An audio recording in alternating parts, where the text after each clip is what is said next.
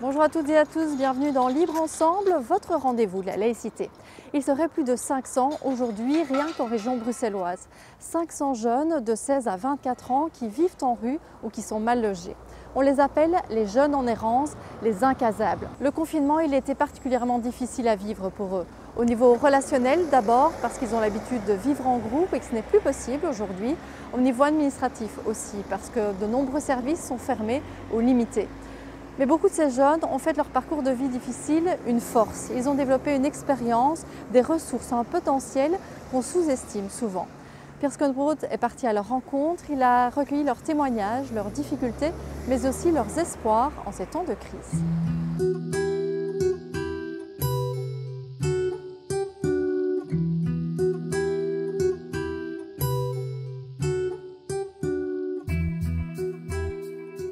Moi je m'appelle Alex, je suis un jeune de 18 ans, là je vais bientôt avoir 19. J'ai été à la rue pendant 4 ans. J'ai été placé depuis que j'étais tout petit. J'ai eu des familles d'accueil, 2-3 retours en famille qui se sont mal passés. Puis à mes 14 ans, j'en ai eu un peu marre de tout ça, du système, en tout cas de ce qu'on me proposait du système. Et du coup, j'ai préféré essayer de trouver des solutions tout seul, ce qui n'était pas forcément très facile. Et j'ai décidé moi-même de partir. Et on m'a dit, écoute, c'est simple, si tu décides de partir, tu décides qu'on t'abandonne et tu resteras tout seul. Je dis, tant pis, je suis parti. Première nuit que j'ai passée à la rue, j'avais déjà 14, j'avais 14 ans en fait, donc la rue, ça fait 4 ans que je la fréquente. Donc, et la raison, c'est les problèmes familiaux, le manque de compétences des parents, sûrement. Et d'un côté, ma crise d'adolescence qui n'a fait qu'empirer les choses, le manque de compréhension, le manque de parole, sûrement.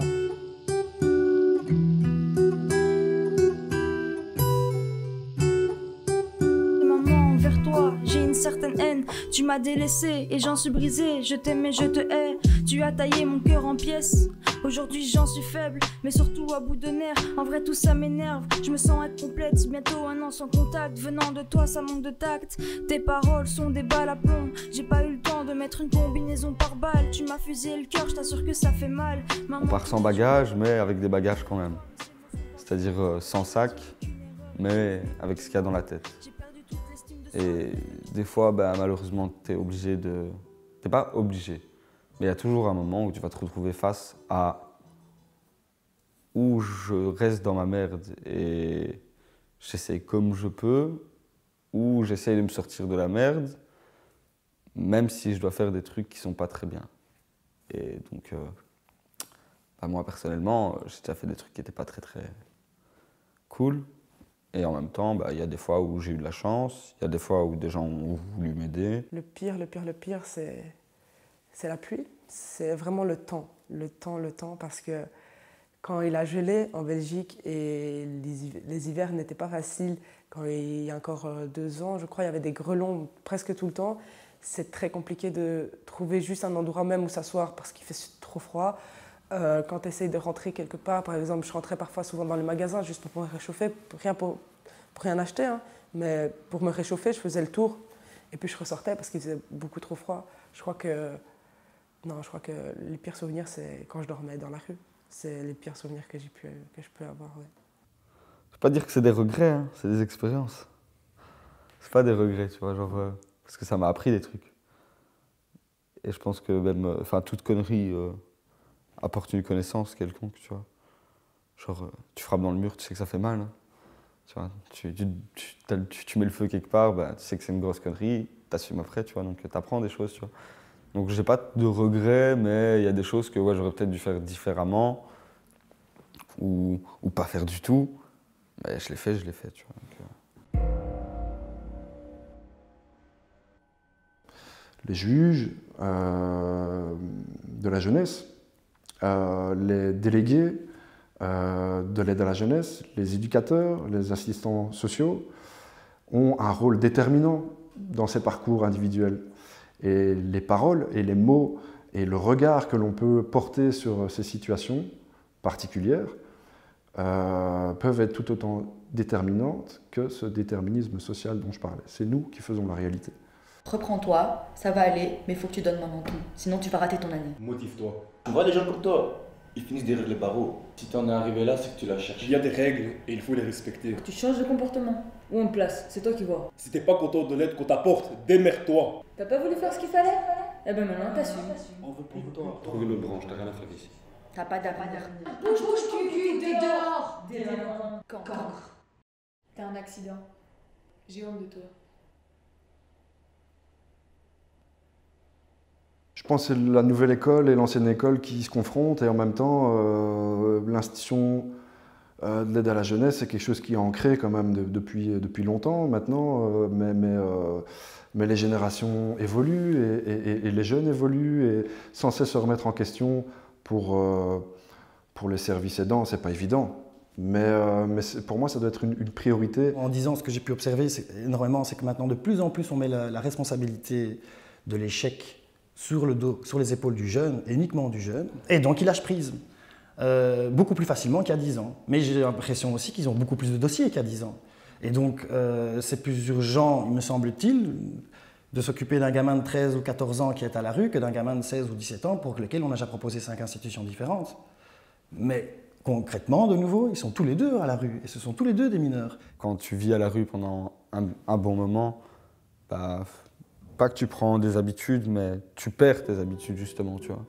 Tu perds les habitudes d'être dans un endroit où tu dois ranger, tu vois. C'est obligé d'être propre à un moment, tu vois. Ça craint. Et genre mon premier appart, bah, j'ai pas forcément pris soin au début, tu vois. Donc bah, après ça craint, tu vois. Parce que c'est comme la haine attire la haine, la crasse attire la crasse, tu vois.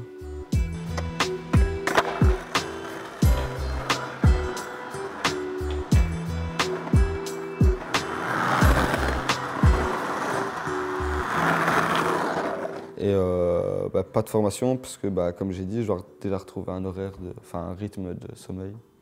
Je dors pas trop, j'ai beaucoup de problèmes d'insomnie. Et j'ai beaucoup de mal justement à me projeter dans l'avenir. C'est pour ça que j'ai beaucoup de mal à choisir ce que je veux faire comme étude à la fin. C'est pour ça que j'ai beaucoup de mal à chercher une formation parce que du coup, je sais même pas quoi faire. Tu vois, donc, et ça apporte plein de problèmes. Sur un B, c'est un truc de merde important. C'est un petit truc qui bloque tout le reste. Il est difficile aussi pour un travailleur social et pour une institution de garder une motivation intacte du début à la fin. D'autant plus que, comme je le disais tout à l'heure, il faut souvent que l'on entrevoie des choses que le jeune n'entrevoit peut-être plus. C'est très difficile, c'est très éprouvant. Et avec toute la bonne intention que l'on peut avoir, par moment, on ne voit même plus, au fait, tout ce potentiel que ces jeunes ont et tout ce potentiel que ces jeunes, des fois, nous crachent au visage. Et pourtant, ils le font avec tellement de panache qu'il serait temps de se remettre en question et d'avouer, de se dire en fait, on a tort, en fait, il est plein de ressources. Ce que je pense de ce jeune, peut-être que ce sont mes projections à moi. Ben oui, on est dépassé en règle générale. Je pense que la société est dépassée par ces problématiques. À la base, nous sommes une AMO, donc on doit faire du travail de prévention, des interventions scolaires, des interventions familiales. Et actuellement, on est dans faire du travail d'urgence. Donc, faire du soutien à la recherche d'hébergement, du soutien à la recherche d'obtention de CPS, du soutien à la recherche urgente de médiation de dette, tout ce genre de problématiques-là pour lesquelles on a signé aussi, mais on ne fait plus que ça. Maman, tous les jours, je vis avec le manque de toi, mais ces mots sont ancrés en moi. Quand tu m'as dit t'es qu'une erreur et que tu ne voulais plus de moi, j'ai perdu toute l'estime de soi, le rêve que tout redevienne comme avant. Ça croit en bref, étant petite, j'étais pleine de confiance. Maintenant je vis que de méfiance, c'est clair que j'ai besoin de me détendre et surtout que je remonte la pente, je recherche mon bonheur. Je pense que je suis en quête de l'atteindre, j'ai sombré dans un trou noir, j'ai besoin de toi. J'ai besoin d'y croire, sans toi j'irai nulle part. Comme d'habitude, il n'y a pas de fin dans mes histoires.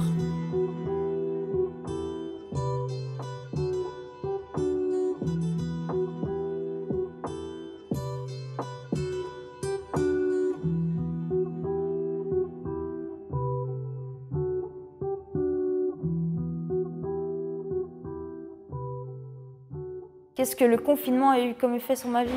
Alors là, le confinement, on va dire, pour moi, je déteste ça. Je suis désolée, mais je déteste ça parce que je suis hyperactif. Je ne peux pas rester en place, je ne peux pas rester à la maison parce que j'ai besoin de bouger, j'ai besoin de voir des gens, j'ai besoin de voir mes amis. Le confinement, il est bien. Il est bien. Il n'y a personne dans les rues, je peux faire ce que je veux, je peux rouler en skate où je veux. C'est très bien, c'est magnifique. Les gens sont calmes. Le peu de gens qui sortent, ils sont souriants. Pourquoi? Parce qu'ils ne voient personne. Du coup, il n'y a pas de raison de râler. Donc au final, ils sortent, ils sont contents de sortir, ils sont contents de voir des gens. Le peu de monde qu'ils voient, ils se croisent, ils vont faire leur course, c'est l'occasion de se voir. Donc c'est bien le confinement. Le seul truc pour lequel c'est très dérangeant, c'est faire les courses.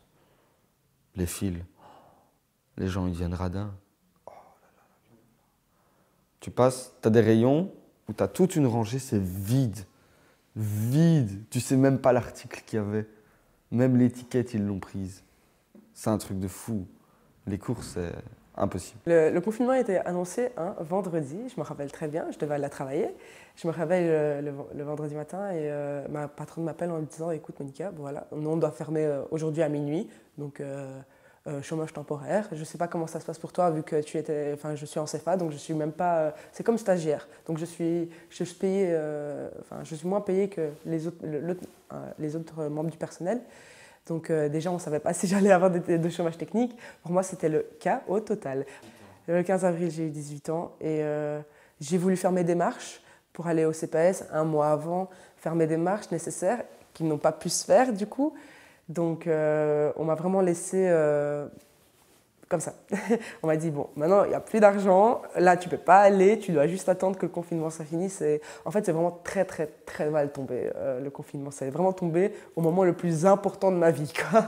Le moment où je devais faire tous mes papiers, où je devais aller, je savais que je devais avoir plus d'argent, où je pouvais investir dans mon appartement, tout ça, eh ben, c'est tombé vraiment à l'eau. Ça s'est arrêté. Et, bon, j'espère que le déconfinement, ça m'aidera un peu peut-être à avancer dans mes démarches, mais là, j'ai plus rien. Là, j'attends, tout simplement. Je suis quelqu'un, j'aime bien voir beaucoup de gens, d'être rassemblés en groupe, de mettre de la musique et de marcher dans la rue et toujours en bande. Mais là, c'est plus possible. On n'est que deux par trottoir en tant que potes. En fait, on ne sort pas plus que 2 personnes, enfin 3 de temps en temps. Mais on reste un peu cachés, du coup, ça, il faudrait couper.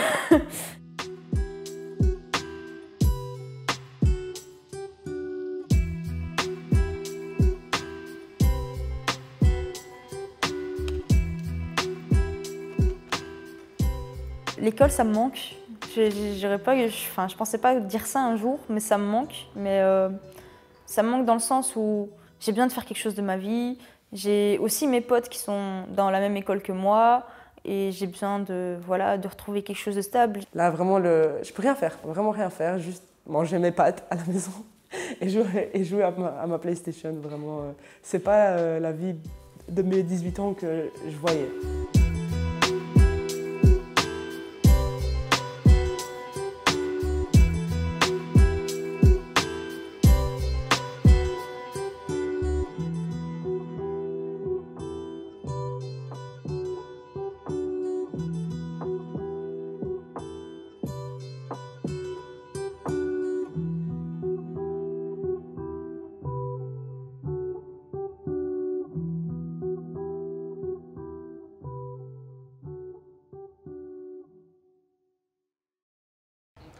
L'AMO SOS Jeunes, qui a soutenu les jeunes présents dans ce reportage, s'est associé avec une série de partenaires autour du forum Bruxelles contre les inégalités pour apporter des réponses très concrètes aux jeunes en errance.